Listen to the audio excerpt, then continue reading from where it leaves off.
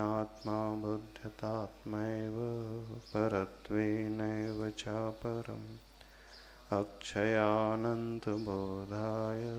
तस्मै सिद्धात्मने नमः। शास्त्र ले ली और क्या शास्त्र? श्लोक नंबर 34 चल रहा। इसका उच्चारण हो गया था। अथ ज्ञान निष्ठा अनुष्ठायानां नो खेद उत्पत्ति। जो ज्ञान रूपी निष्ठा के अनुष्ठान में लगा हुआ होता है उसे किसी प्रकार का विकल्प उत्पन्न नहीं होता है। आत्मदेहांतरज्ञान जनिताह्लाद निर्वृतः तपसा दुष्कृतं घोरं भुञ्जानोऽपि न खिद्यते।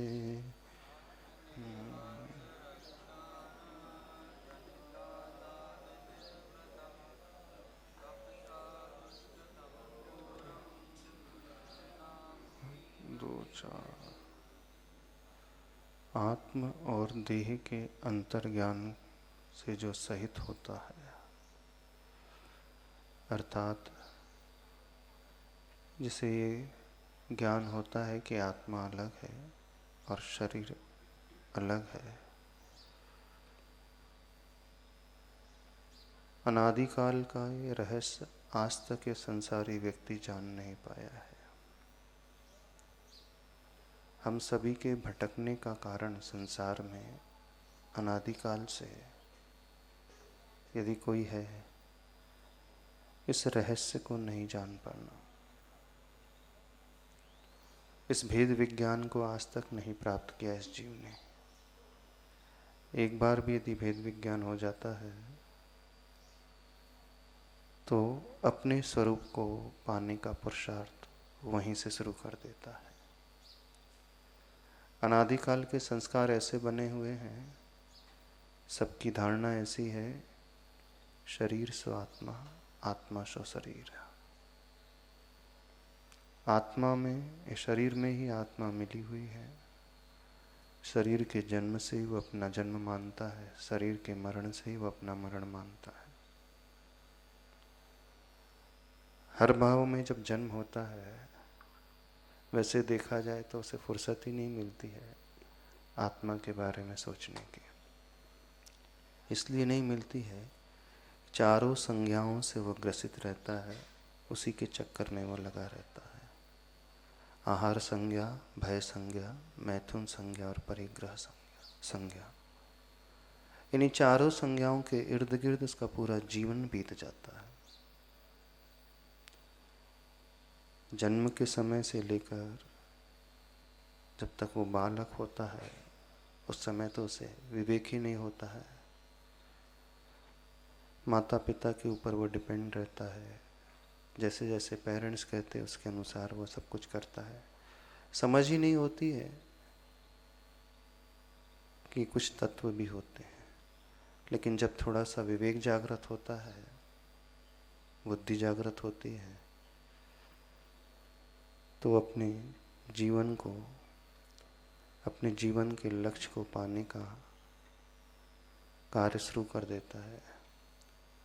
जन्म से अथवा होश संभालते ही घर के बड़े बुजुर्ग उस बच्चे को यही समझाते हैं, हर माता पिता यही समझाते हैं, बेटा अच्छे से पढ़ाई करना है, अच्छी डिग्री लाना है, अच्छा स्कोर करना है, अच्छी कॉलेज में एडमिशन लेना है, अच्छा जॉब चाहिए, अच्छा पैकेज चाहिए, अथवा बड़े होने के बाद अच्छा बिजनेस सेटल करना है, इनकम बहुत अच्छी होना चाहिए, लाइफ बहुत अच्छी होना चाहिए।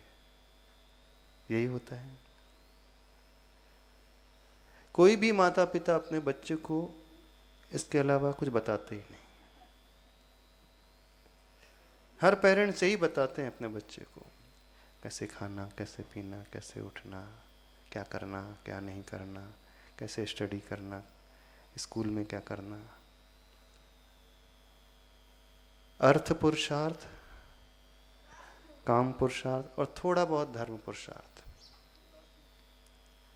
मोक्ष पुरुषार्थ का कोई उपदेश कोई देता ही नहीं। किसी ने दिया अपने बच्चों को, बेटा आत्मा भी होती है, शरीर अलग होता है, आत्मा अलग होती है। हाँ, तुमने हमसे जन्म जरूर लिया है, हम तुम्हारे पेरेंट्स हैं, लेकिन तुम्हारी आत्मा को हमने पैदा नहीं किया है। अपनी आत्मा के कल्याण के बारे में भी सोचना है। कमाते कमाते ही नहीं मर जाना है, शरीर से ऊपर उठ करके भी सोचना है। कितनों के पेरेंट्स ने सिखाया कि आत्मा अलग है, शरीर अलग है? क्यों शोभित, पापा ने कोई बताया? हाँ, ये तो बताया कि दुकान कौन सी खोलना है। हाँ, किस में ज़्यादा प्रॉफिट रहेगा? बोले हाँ, वो व्यापार करना है बेटा। देखो, इसमें मार्जिन ज़्यादा मिलेगी, अभी मार्केट का ट्रेंड ये वाला चल रहा है, और पढ़ लिख लो, नई टेक्नोलॉजी सीख लो, तो नया व्यापार और सीख लेना। अब तो पुराना हो गया, कपड़े के किराने का बहुत हो गया, हम ही ठीक हैं। अब नए ज़माने के अनुसार नया बिजनेस देखना चाहिए, नई टेक्नोलॉजी। अच्छी कॉलेज में एडमिशन, IITs में एडमिशन चाहिए, है ना, मेडिकल कॉलेज में एडमिशन चाहिए। हर पेरेंट्स यही शिक्षा देते हैं, और बच्चा जब से होश संभालता है वो दिन भर यही सुनता है, इसके अलावा कुछ सुनता ही नहीं वो। अब जो वो सुनता आया है वही संस्कार उसके मजबूत हो जाते हैं। उसका लक्ष्य है कि अच्छी हाँ स्टडी करना है, अच्छा पैकेज चाहिए अथवा अच्छा बिजनेस चाहिए। और हर भाव में यही होता है, हर जन्म में यही होता है। नई पर्याय में जाएगा, नया जन्म मिलेगा, नए माता पिता मिलेंगे। बच्चा बड़ा होगा तो माता पिता ही सिखाएंगे पैसे कैसे कमाना, अर्थ पुरुषार्थ कैसे करना, सुविधाओं को कैसे जुटाना, जिंदगी कैसे जीना। तो अनंत काल सिर्फ इसीलिए निकले हैं कि आज तक वह दूसरों से तो समझ ही नहीं पाया, किसी ने उसे बताया ही नहीं, और स्वयं इतना टाइम मिलता नहीं है कि शरीर के ऊपर उठ करके भी कुछ सोच सके। वो भोजन पानी के अलावा भी, पैसों के अलावा भी और कुछ चिंतन कर सके, टाइम ही नहीं है। कौन बताने वाला है? हाँ, मंदिर भी जाता है वो दर्शन करने के लिए, तो वहाँ भी कुछ सीखता नहीं है। प्रवचन भी आता है सुनने, क्लास भी अटेंड करता है, बिरले लोग होते हैं थोड़ा ध्यान दे पाते हैं। हाँ सर, उन्हें स्ट्राइक करता कि नहीं, आत्मा भी कुछ चीज़ होती है, आत्मा अलग होती है, शरीर अलग होती है। जब गुरु का उपदेश मिलता है, देशनालब्धि का लाभ होता है, तो इससे भान होता है कि हाँ, शरीर ही सब कुछ नहीं है। जन्म लेने के पश्चात उससे अपने जीवन का लक्ष्य पता चलता है, सबसे बड़े प्रश्न को उठाता है, मैं आखिर हूं कौन। वो अपनी पहचान की शुरुआत यहीं से करता है। तो विरले होते हैं ये शुरुआत कर पाते, नहीं तो सब एक भीड़ में ही जीते हैं और वहीं मर जाते हैं, भीड़ का हिस्सा बन करके रह जाते हैं। अन्य दर्शन में तो कुछ है ही नहीं है, थोड़ी बहुत जानकारी है, वो मोक्ष कहते हैं, वैकुंठ कहते हैं, पर उनका मोक्ष, उनका वैकुंठ जो है भगवान की भक्ति तक सीमित, उससे ज़्यादा कुछ नहीं। उनका बस इतना ही है, हाँ भगवान की खूब भक्ति करो, खूब प्रसाद बांटो, प्रसाद चढ़ाओ, तीर्थ यात्रा कर लो, नदी में इसमें डुबकी लगा लो, स्नान करके आ जाओ, चारों धाम की यात्रा करके आ जाओ। नीति की शिक्षा मिलेगी, मॉरल वैल्यूज को फॉलो करना चाहिए, एथिक्स से रहना चाहिए, चोरी आदि नहीं करना चाहिए, ईमानदारी से रहना चाहिए, ये तो देंगे सब। व्यवहारिक जीवन कैसा होना चाहिए, इसकी शिक्षा तो हर पेरेंट्स देता है, लेकिन आत्मा की शिक्षा देने वाले कौन है?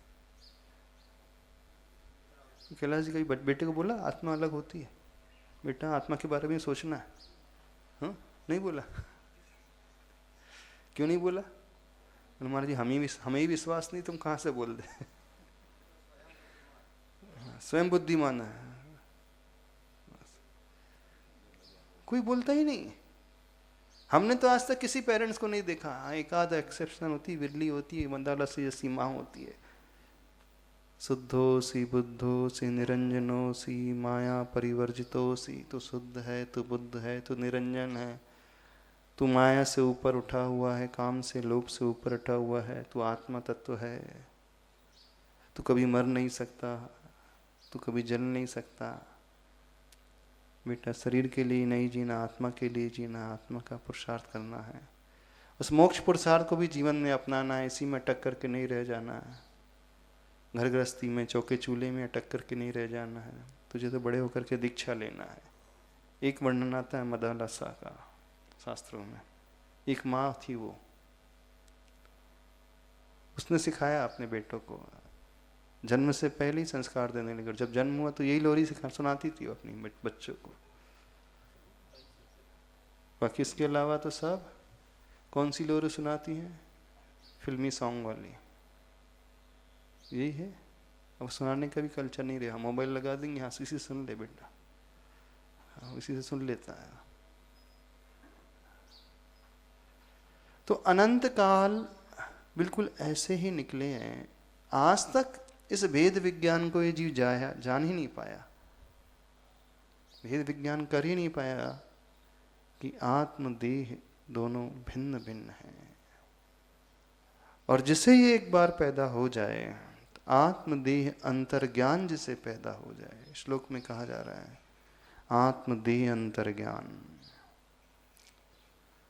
आत्मदेहांतरज्ञान जनित आह्लाद निर्वृत, यानी इससे ज्ञान पैदा होने के पश्चात जो भाव पैदा होते हैं, आह्लाद के भाव, बहुत बड़ा रहस्य जीवन का आज पहली बार पता चला कि हमारा शरीर अलग है, आत्मा अलग है। हम से शरीर नहीं है, शरीर से हम नहीं है। जिसकी श्रद्धा गहरी हो जाएगी, फिर वो शरीर से ऊपर उठ करके उस आत्मा के बारे में सोचने की कोशिश करेगा कि मेरा स्वभाव तो आत्मा वाला है, तो फिर मैं उसे पाने की कोशिश करूं जो मूल में मैं हूं। जो दिख रहा हूं सो मैं नहीं हूं, शरीर सो मैं नहीं हूं। आप लोगों के पास आपकी बचपन की फोटोग्राफ है? जब आप 1 साल के थे कैसे दिखते थे? जब आप 5 साल के हुए तब कैसे दिखते थे? जब 10 वर्ष की एज थी उस समय कैसे थे? 15 ईयर्स में कैसे दिख रहे हो? 20 ईयर्स में कैसे हैं? 30 ईयर्स में कैसे? और अभी कैसे दिख रहे हो? कभी एक साथ सारी फोटो को लगा करके देखना। जब बर्थ हुआ, जन्म हुआ था, उस समय की फोटो धीरे धीरे धीरे बढ़ते गए। कुछ लोगों को होता है कलेक्शन करने का शौक, पर देखना चाहिए हमारी फोटो कैसी कैसी बदलती गई। एल्बम देखते तो होंगे आप, कभी पलट करके नहीं देखते? अरे क्रमबद्ध पर्याय में नहीं, कहाँ से क्रमबद्ध पर्याय में आ गया अब? अभी वर्तमान पर्याय की हम बात कर रहे हैं। जब जन्म आपका हुआ था तब आप कैसे दिखते थे? 1 वर्ष में आप कैसे दिख रहे थे? जब पहला दिन आप स्कूल गए थे उस समय कैसे दिख रहे थे? जब प्राइमरी पास किया आपने उस समय आपकी फ़ोटो कैसे थी? जब हायर सेकेंडरी पास आउट हुआ उस समय कैसी थी? कॉलेज हो गए हैं, जबकि मैरिज हो गई उस समय, जब बच्चे हो गए उस समय, और आज कैसी? कितने चेंजेस आ जाते हैं इस फोटो में। व्यक्ति आज अपने वर्तमान के फेस को देखे और उस समय के फेस को देखे तो ये मैं ही था, लगता ही नहीं कि मैं। पूरा बदलाव हो जाता कि नहीं? पूरा बदल जाता, शरीर पूरा बदल जाता। जैसे हम बचपन में दिखते थे अभी तो वैसे दिख ही नहीं रहे। पहले बाल काले थे अब सफेद हो गए, पहले बाल थे अब बाल ही नहीं है।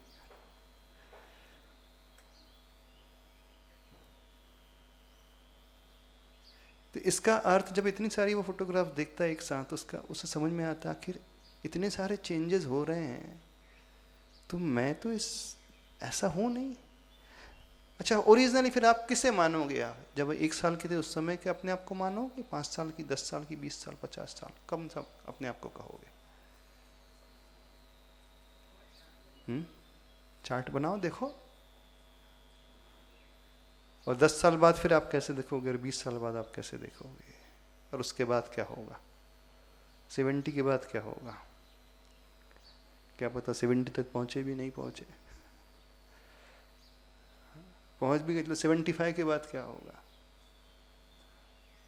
उस दृश्य को भी देखने की कोशिश किया करो, फिर तो कुछ नजर ही नहीं आएगा। और उसके बाद क्या होगा जब निपट जाओगे? हाँ, फिर कैसे दिखोगे बताना? उसके बाद भी तो रहोगे।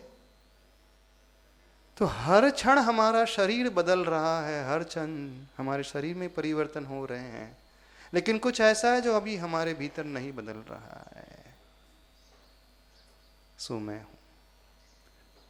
बस जिसे यह भान हो जाता है, जो बदलते हुए शरीर में अपने आप को एज इट इज देखता है,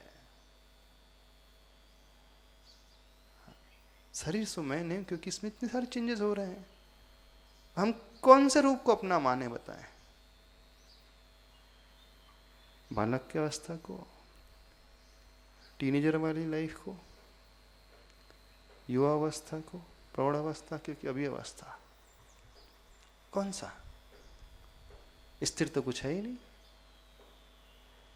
पर कुछ ऐसा है जो इस आत्मा के, इस शरीर के भीतर डे 1 में भी था, 10 साल बाद भी था, 20 साल बाद, 30 साल, 40 साल बाद, वो नहीं बदला, वो एज इट इज है। हाँ, तो जो एज इट इज रहता है, अब उससे हमें समझना है, उसे पकड़ना है, उसे पाने की कोशिश करना। तो ये ज्ञान हो गया तो अंदर ही अंदर एक अलग ही आनंद पैदा होता है। जीवन के बहुत बड़े रहस्य को हमने समझ लिया। अभी तक, आज तक इस रहस्य को जान ही नहीं पाए थे। कहता हर व्यक्ति है कि मैं ही, बचपन में भी मैं ही था, अभी भी मैं हूं, बुढ़ापे में भी मैं रहूंगा। लेकिन जिसे आप कहते कि मैं था, वो अपनी फोटो को देख करके कहते हो।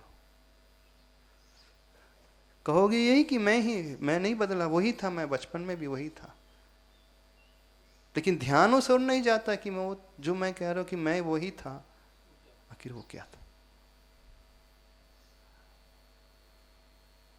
एक बार ये श्रद्धा गहरी पैदा हो जाए, विश्वास पैदा हो जाए, रहस्य पकड़ में आ गया, तो एक अलग आनंद पैदा होता है। आत्मदेह अंतर ज्ञान जनित आह्लाद निर्वृत। श्लोक 34 में यही कहा जा रहा है, 34 नंबर में। आत्मा और देह का अंतर ज्ञान, उससे उत्पन्न जो आनंद है, आह्लाद है, उससे मैं पूर्ण भरा हुआ हूं। क्योंकि वहां व्यक्ति आश्वस्त हो गया। भले ही शरीर बदल रहा है, लेकिन कुछ ऐसा जो नहीं बदल रहा है, वो पहले भी था। जब ये बॉडी नहीं मिली थी, शरीर नहीं मिला था, उस समय भी था।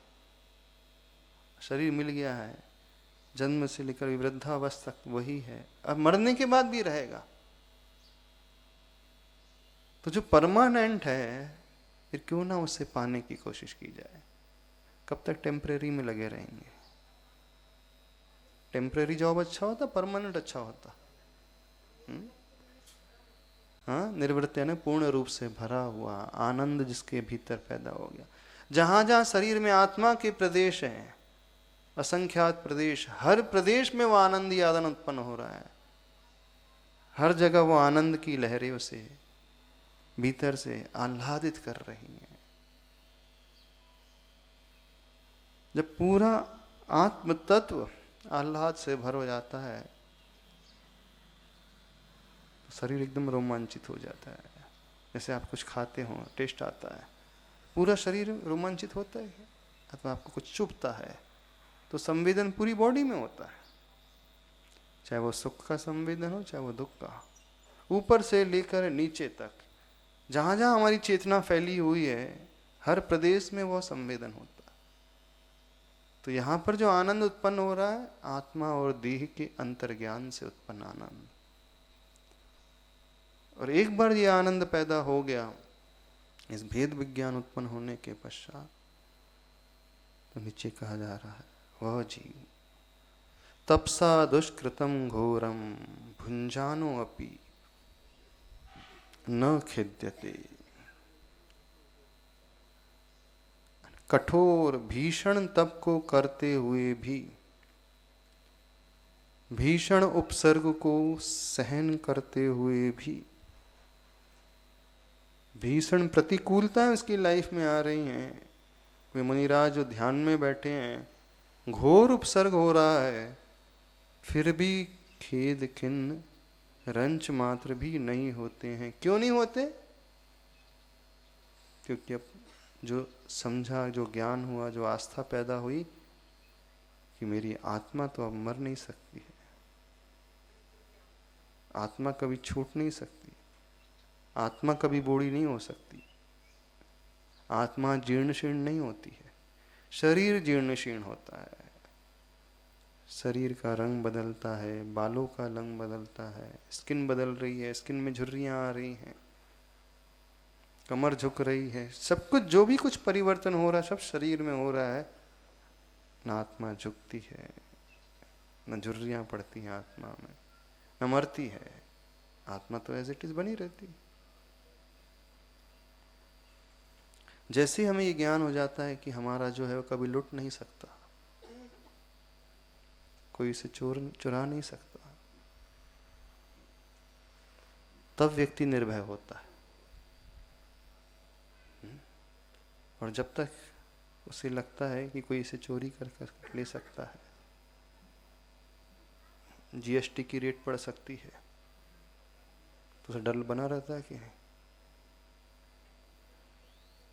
लेकिन कुछ ऐसी संपदा जो किसी की नजरों में कभी आ ही नहीं सकती, कोई गवर्नमेंट ऑफिसर आ जाए तो भी नहीं देख सकता उसे, कोई चोर डकैत आ जाए चोरी नहीं कर सकता, लूट नहीं सकता, उसे नष्ट नहीं कर सकता, मार नहीं सकता, फिर किस बात का भय? उसे कोई भय नहीं होता, कोई डर नहीं लगता, और कोई दुख भी नहीं होता। फिर शरीर में कुछ भी होते रहे, इसलिए दुख नहीं हो रहा है कि जो भी कुछ हो रहा है शरीर में हो रहा है, हमारी आत्मा में तो हो ही नहीं रहा। बस इस भेद विज्ञान के बल पर उपसर्ग को वो सहन करते हैं। अब आप तुरंत तर्क करोगे महाराज जी पंचम काल में तो अच्छा होता ही नहीं, पंचम काल में मोक्ष भी नहीं है, वैसा उपसर्ग भी नहीं है, तो अभी क्या लाभ होना है? हाँ, अभी भी लाभ है। यदि वे भेद विज्ञान उत्पन्न हो जाए तो जहाँ व्यक्ति रह रहा है, जिनके साथ वो रह रहा है, उसकी लाइफ में यदि कोई प्रतिकूलता आए तो वो घबराता नहीं।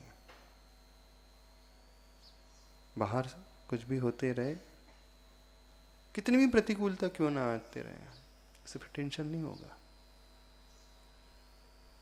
ठीक है, जो कुछ भी हो रहा है वो शरीर में हो रहा है, तात्कालिक है, कुछ समय के लिए है, कुछ समय के पश्चात वो चली जाएगी। प्रतिकूलता शरीर को झेलना है, आत्मा का तो झेलना नहीं। आत्मा तो तब भी वैसी रहेगी जैसी पहले थी। तो जिसे खोने का कोई डर नहीं रहता है ना, दुनिया में वो व्यक्ति कुछ भी कर सकता है। जब खोने के लिए हमारे पास कुछ है नहीं, तो क्या बिंदास होकर करो। डरता वही है जिससे अंदर ये लगा रहता है जो मैंने पाया वो खो ना जाए, छूट ना जाए, तभी डर लगता है। यानी जहां आसक्ति होती है तभी तक डर बना रहता है, जहां मूर्छा का भाव होता है तभी तक व्यक्ति भयभीत होता है। भेद विज्ञान होते ही शरीर से मूर्छा टूट जाती है। अब मूर्छा टूट गई, कोई डर नहीं,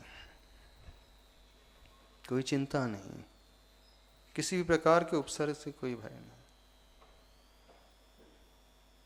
तो वर्तमान में इस भाव में भी लाभ होता है भेद विज्ञान का। ऐसा नहीं कि मुनि बनने के बाद जो साधना कर रहे हैं उसी अवस्था का ये लाभ है। उस अवस्था का तो 100% वाला लाभ है। कर्मों का सीधा क्षय हो जाता है, पूरी निर्जरा होकर के निकल जाते हैं कर्म, केवल ज्ञान प्राप्त हो जाता है उस अवसर को सहन करके मुनि महाराज को। लेकिन जब तक वह नहीं हो रहा है, इवन जो गृहस्थ होता है ना, इसकी दृढ़ श्रद्धा हो जाती है, आस्था हो जाती है कि शरीर अलग है, आत्मा अलग है, तो गृहस्थी में वह रहते हुए भी बड़ा अच्छा रहता है, पर निश्चिंत रहता है, उसे फिर ज़्यादा फर्क नहीं पड़ता, कुछ भी होते रहे बाहर।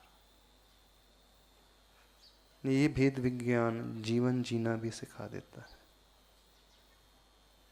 और निष्फिक्र होकर, निश्चिंत होकर के जीना सिखाता है। हम जिस हाल में जहाँ हैं वहाँ बड़े अच्छे से रहेंगे फिर। तो ये नहीं समझना शरीर और आत्मा के भेद का अंतर्ज्ञान जैसे होता है वो सिर्फ मुनि महाराज के लिए उपयोगी होता है, ये तो एक श्रावक के लिए भी उतना ही उपयोगी होता है। ये श्रद्धा यदि एक बार पैदा भीतर से हो जाए तो वहाँ पे कहा जा रहा है तपसा दुष्कृतम घोरम भुंजानो अपि न खिद्यते। एक तप वो है, कठोर कठोर शारीरिक तप हो रहे हैं, काय क्लेश आदि, और एक तप जो हमारे वर्तमान जीवन में प्रतिकूलता को लाने वाले तप है। जो हम चाह रहे हैं वो नहीं मिल रहा है, उसमें भी काय क्लेश हो रहा है, मानसिक क्लेश हो रहा है, तो उसमें वो सहन कर लेगा, आसानी से समता से उसे झेल लेगा।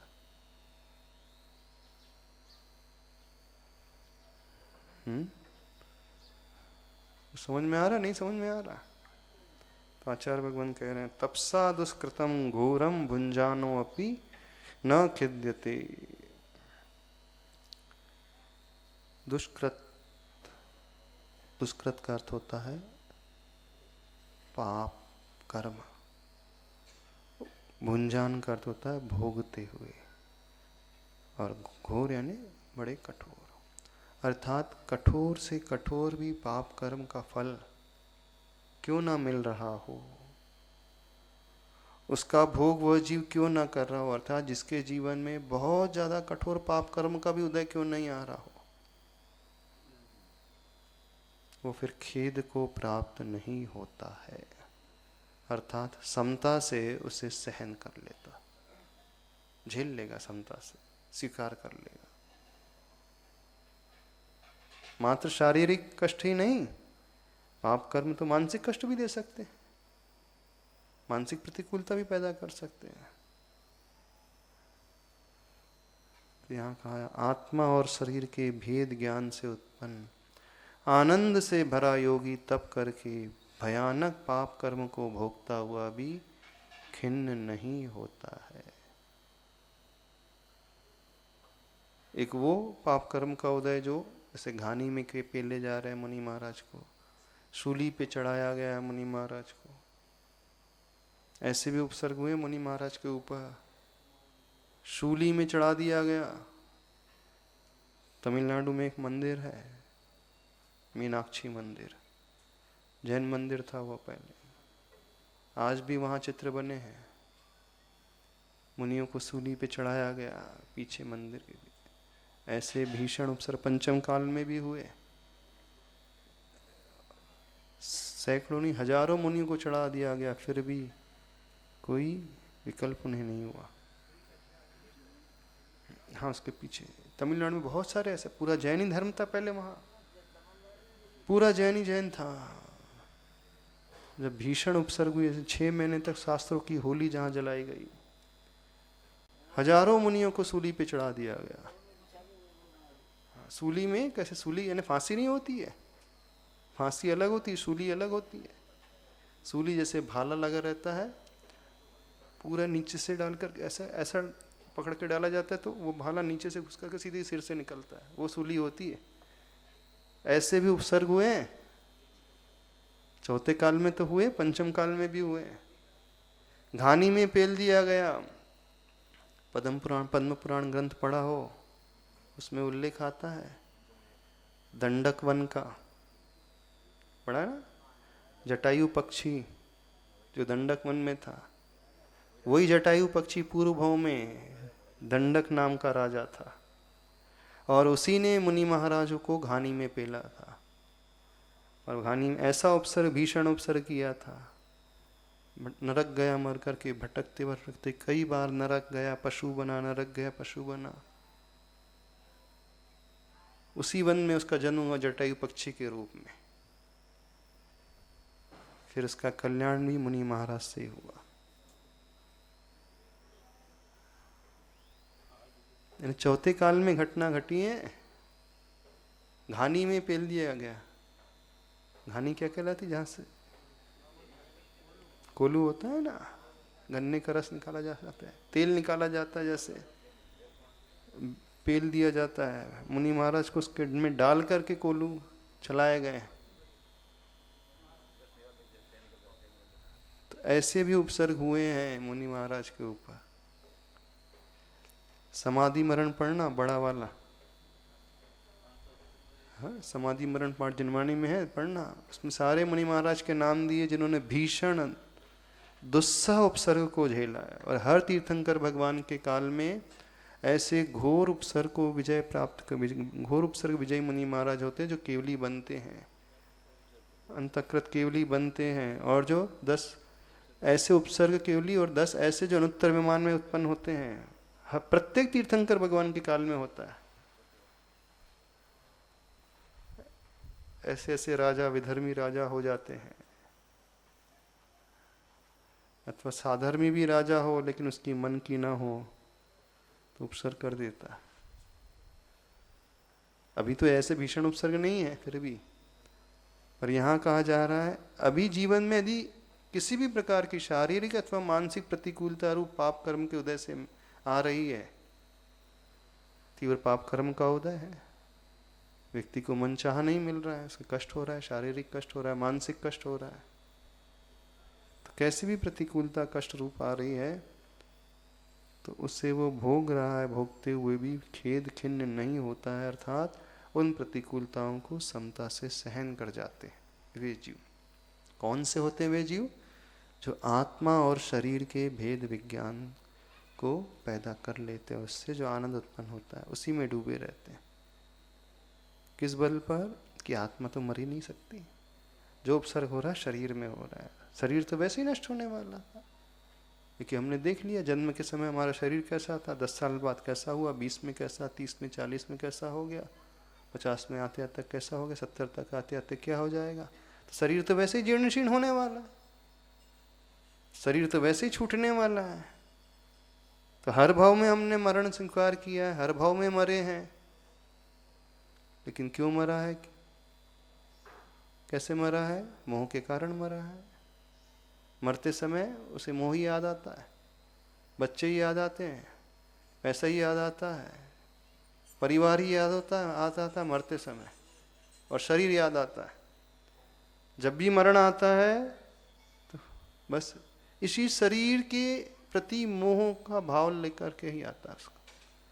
मरते समय वो शरीर और रिश्तेदारों के अलावा, धन वैभव के अलावा कुछ सोचता ही नहीं उसे। होता है कि नहीं? आपने देखा होगा अपने परिवार में जिनके अंतिम मरण हुआ होगा, अंतिम समय आया होगा, हॉस्पिटल में सांस निकली होगी,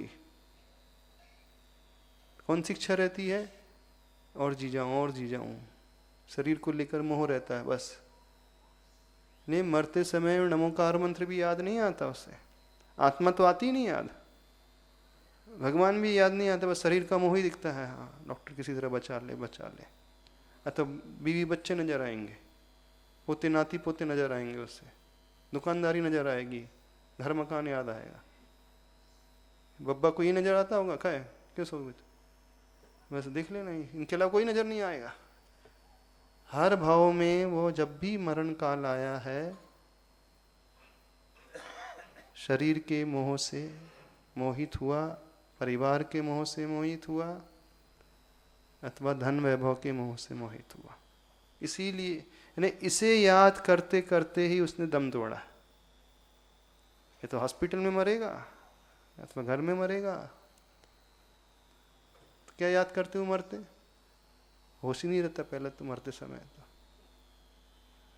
पहले ही मूर्छित हो जाते हो तो।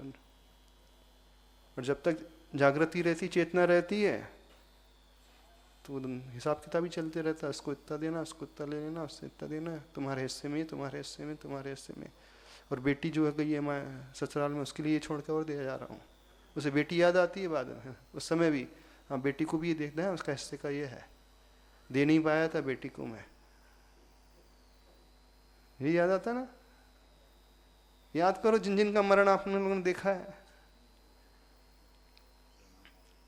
इसके अलावा कुछ याद नहीं आता उन्हें। तो जन्म से लेकर अंतिम समय तक सिर्फ और सिर्फ मोह ही याद रहता है। तो शरीर के लिए जीता है और शरीर के लिए ही वो मर जाता है। एक भी पल ऐसा उसके जीवन में नहीं आता है कि वो आत्मा के बारे में चिंतन करता है, सोचता है आत्म कल्याण भी करना चाहिए, आत्मा का भी कुछ अच्छा हम कर लें। जब से होश संभाला, शरीर के लिए तो जी रहे हो कि नहीं? शरीर के लिए पैसे कमा रहे हो, शरीर की सुख सुविधाओं के लिए, और किसके लिए कर?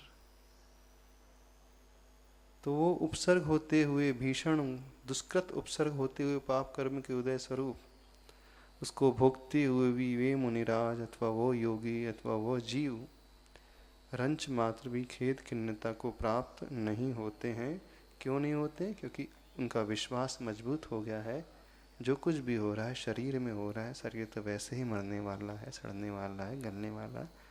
मेरी आत्मा भले ही शरीर में है, शरीर में व्याप्त होकर के रह रही है, लेकिन इस शरीर से वो भिन्न अस्तित्व को लिए हुए है और वो मरेगी नहीं कभी। इतना तो विश्वास होता कि इस भाव से पहले भी आप थे कि नहीं थे? विश्वास होता? याद भले ही ना हो, पर लगता था कि थे ना अपन। कि सम्मूर्छन की बात ही जैसे जन्म होता है, वैसे सम्मूर्छन की बात ही आत्मा भी पैदा हो गई। कीड़े मकोड़ों का जन्म होता है ना, चींटी आदि हैं, मक्खी आदि हैं, मच्छर हैं, उनका जन्म कैसे होता है? सम्मूर्छन जन्म होता है, अपने आप ही पैदा हो जाते हैं। लाइट जलती है, अपने आप पतंगे आ जाते हैं। कहाँ से पैदा होते हैं? गंदगी करो, मक्खियाँ अपने आप आ जाएंगी, मच्छर शाम के समय अपने आप आ जाते हैं। कहाँ से निकल करके आते हैं मच्छर जितने भी? बताइए। और यदि नहीं है तो देखना, जहाँ आप गंदगी करते हैं, शौच जाते हैं, तुरंत वो इतनी बड़ी बड़ी मक्खी कहाँ से आती? सूखे एरिया में कुछ भी नहीं है, वहाँ पे कुछ भी नहीं, दूर दूर तक कोई जीव जंतु नजर नहीं आ रहा है, एकदम ड्राई एरिया है। व्यक्ति फ्रेश होता है और तुरंत वहां एकदम इतनी बड़ी बड़ी मक्खी कहां से आ जाएंगी?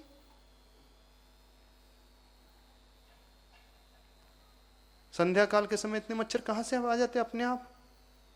कई बिल से निकल करके आते हैं? नहीं, अपने आप ही पैदा हो जाते हैं सम्मूर्छन। तो हमारी आत्मा ऐसे सम्मूर्छन नहीं पैदा होती है। शरीर का जन्म भले ही सम्मूर्छन है, लेकिन आत्मा तो पहले से ही थी, अभी भी है, बाद में भी रहेगी। हाँ, ये बात अलग है कि अभी इस भाव में हमें स्मरण में नहीं है कि हम इस शरीर को पाने के पूर्व कौन से शरीर में थे। यदि जाति स्मरण हो जाए तो हो सकता है शायद फिर आप लोगों को वैराग्य हो जाए, एकदम पूर्व भाव का याद आ जाए कि हाँ मैं पूर्व भाव में उस कुल में पैदा हुआ था अथवा उस पशु की योनि में था। तब संभावना है अरे वहाँ से भटकते भटकते ऐसा कुल में आ गया, तो आत्मा का कल्याण कर लेना चाहिए।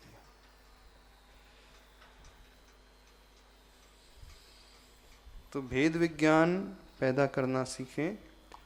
मुनि अवस्था में तो लाभ होगा ही होगा साधना के लिए, तपस्या करते समय, लेकिन श्रावक को भी इसका बेनिफिट होता है, अर्थात उसका मानसिक स्तर बहुत मजबूत हो जाता है। घर में गृहस्थी में रहते हुए कुछ भी एडवर्स कंडीशन आए तो उसे सहन कर लेगा, वो झेल लेगा। ज़्यादा डगमगाएगा नहीं।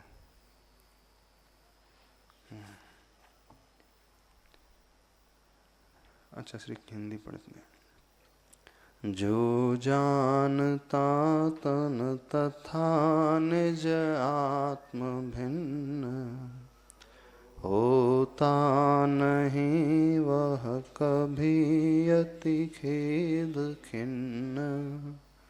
शीताति शीत हिम से डरता नहीं है, संतप्त चूल गिर पे तपता वही है।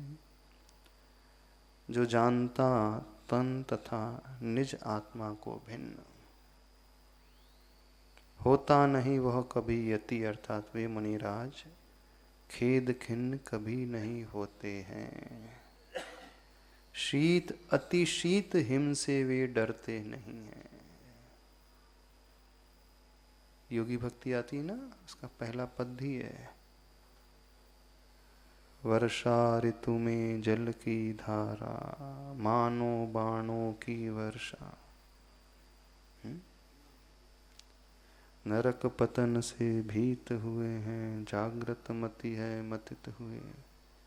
जन्म मरण में शत शत रोगों से पीड़ित है मतित हुए।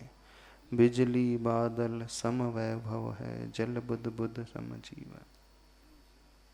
यूं चिंतन कर प्रशम हेतु मुनि, वन में काटे जीवन। ग्रीष्म काल में आग बरसती, गृह शिखरों पर वैत हैं। वर्षा ऋतु में तरुतल रहकर कठिन परिसह सहते हैं, तथा शिशिर हेमंत काल में बाहर भू पर सोते हैं। शिशिर ऋतु है, हेमंत काल यानी ठंडी, बाहर सरोवर के तट पे, नदी के तट पे, खुले आकाश के नीचे सोते हैं। अंदर कमरे में भी व्यक्ति का शरीर ठिठुरता है, कपकपाता है। रजाई में भी कांपता है व्यक्ति, दांत खटखटाते हैं, है ना। तो खुले आकाश के नीचे एकदम मुनि महाराज भी यति जमीन पे सो रहे हैं, और ग्रीष्म काल में आग बरस रही है, गिरी शिखरों पे रहते, पर्वत के चोटी पे, गर्मी में 48 डिग्री 48 डिग्री टेम्परेचर है। वैसे पत्थर गर्म हो जाता है नीचे, पहाड़ तो कितना गर्म हो जाता है। कभी वंदना की हो गर्मी में कुंडलपुर की, दोपहर के समय वैसे जाते नहीं होंगे कभी, फिर भी मौका मिला होगा तो देखने में आ ही जाता है। थोड़ा सा भी चलने में क्या हालत खराब हो जाती है।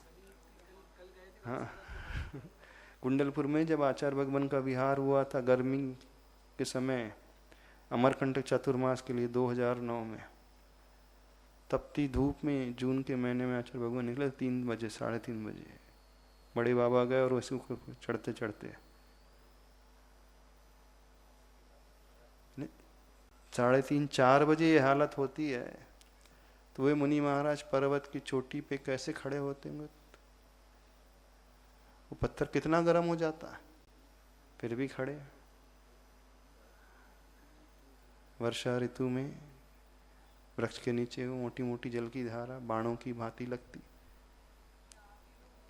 किस बल पे वे मुनि महाराज सहन करते हैं? सिर्फ इस भेद विज्ञान के बल पे।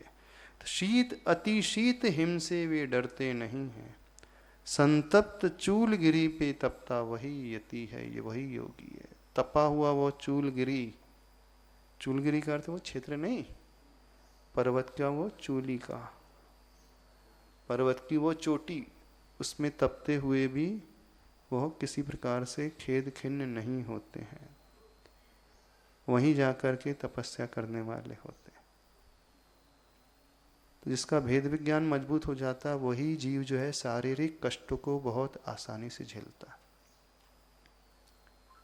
चाहे मौसम का कष्ट हो, चाहे बीमारी रोग का भी कष्ट हो, वेदना भी हो रही हो शरीर में, मान कहीं जॉइंट्स पेन हो रहा है बहुत तीव्र, हड्डी में यानी कमर में दर्द हो रहा हो, कंधों में दर्द हो रहा हो, अथवा शरीर के किसी भी हिस्से में बहुत ज़्यादा वेदना हो रही हो, जिनका भेद विज्ञान मजबूत होता है वे जीव भी, वो मनुष्य भी उस वेदना को समता से झेल लेते।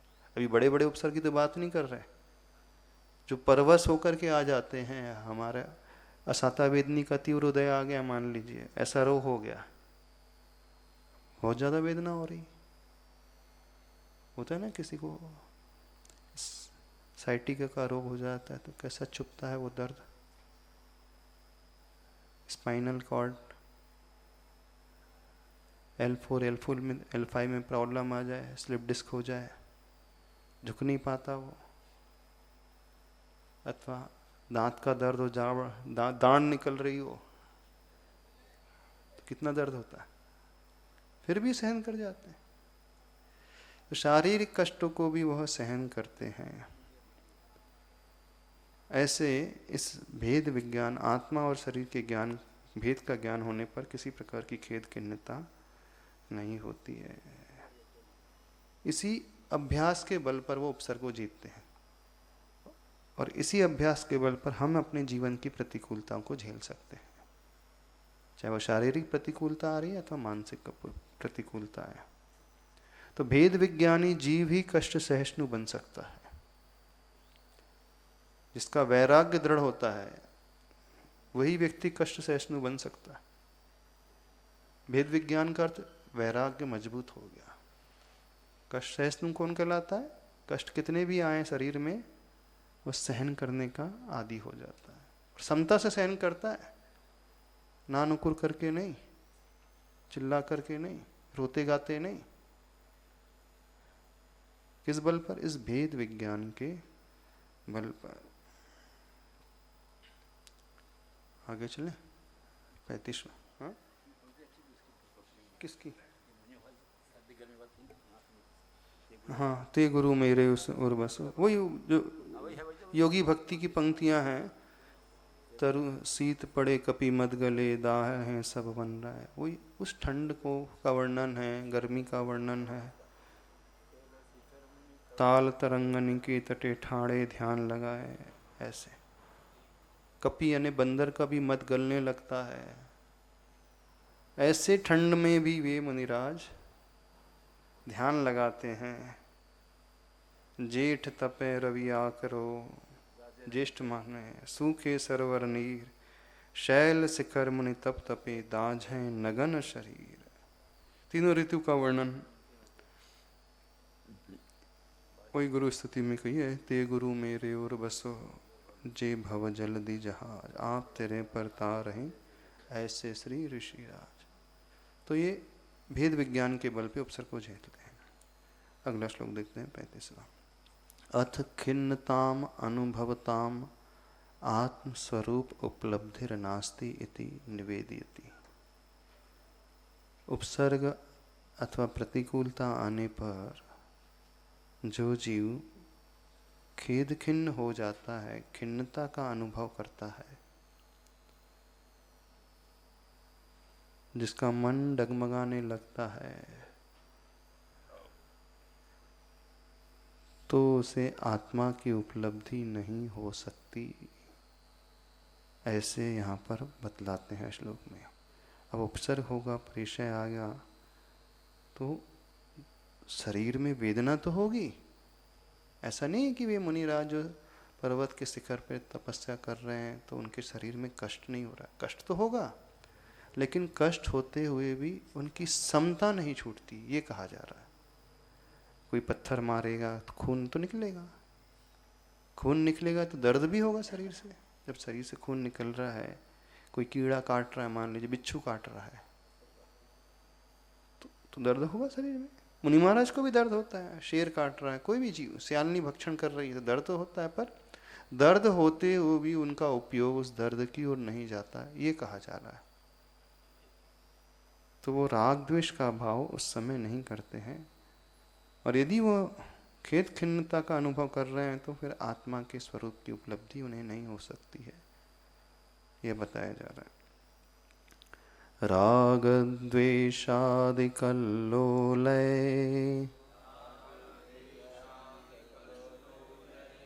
राग द्वेषादि कल्लोलय, रलोलं यन्मनोजलं रलोलं यन्मनोजलं सपश्यत्यात्मनस्तत्त्वम्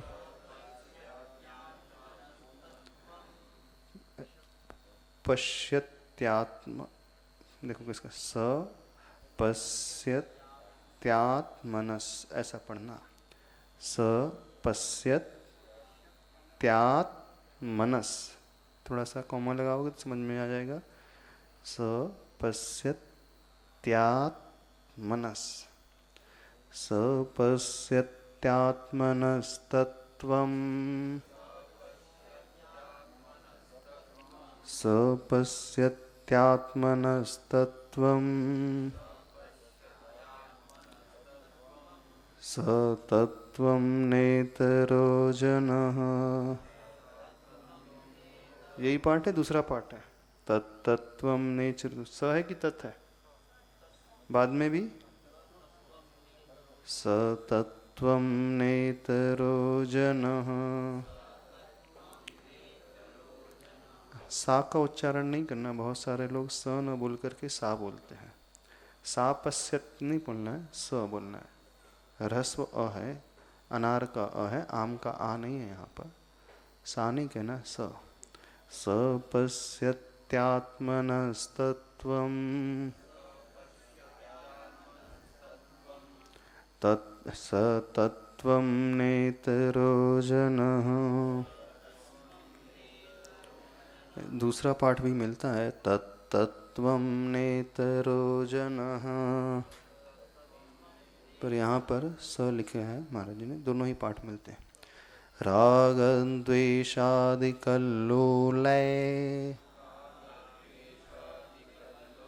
रलोलं यन्मनोजलं सपश्यत्यात्मनस्तत्त्वम् सतत्त्वं नेतरो जनः। बहुत अच्छा श्लोक है, बड़े अच्छे भाव इस श्लोक में भरे हुए हैं। कल्लोल का अर्थ होता है तरंग। जैसे सरोवर में, समुद्र में लहर उठती हैं, तरंग आती है। राग द्वेष आदि कल्लोलय है, अर्थात राग और द्वेष रूप तरंगों के द्वारा। कल्लोलय है, विसर्ग है वहाँ पर, संधि विच्छेद करेंगे तो कैसा हो निकलेगा? राग प्लस द्वेष प्लस आदि प्लस कल्लोलय है। रलोलम नहीं है, मूल रूप में कल्लोलय है, फिर अलोलम है। लोल का अर्थ होता है चंचलपना, दोलायपना, स्थिरता का अभाव। राग द्वेष आदि तरंगों के द्वारा यत मनोजलम अलोलम, अर्थात जिसका मन रूपी जल चंचल नहीं होता है। किसका? राग द्वेष आदि तरंगों से जो चंचल नहीं है। क्या? जिसका मन चंचल नहीं होता है, दृढ़ रहता है, स्थिर रहता है।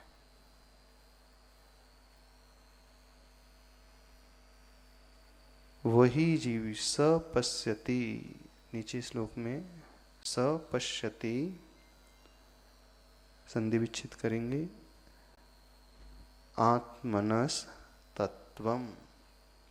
पश्यत लिखा है तो पश्यति प्लस आत्मनस प्लस तत्वम। पश्यति फिर आत्मनस भी नहीं है, वह आत्मनः है, तत्वम। सतत्वम न इतरो जनः। तो क्या अर्थ निकला श्लोक का? वही जीव आत्मा के तत्व को पश्यति अर्थात देखता है, और वह जीव अन्य तत्व से जो भिन्न है वही सतत्वम, वही तत्व स्वरूप है, न इतर यानी अन्य जो कोई मनुष्य तत्व स्वरूप नहीं है। अर्थात जिसका मन चंचल नहीं होता है राग द्वेष रूपी तरंगों से, वही जीव आत्मा के तत्व को देख सकता है और उसे ही तत्व कहते हैं, और अन्य जीव से नहीं देख सकता है। अब इसका अर्थ इतना ही रहने देते, बाकी अपन कल देखेंगे बाद में। बड़े अच्छे भाव हैं इस श्लोक में।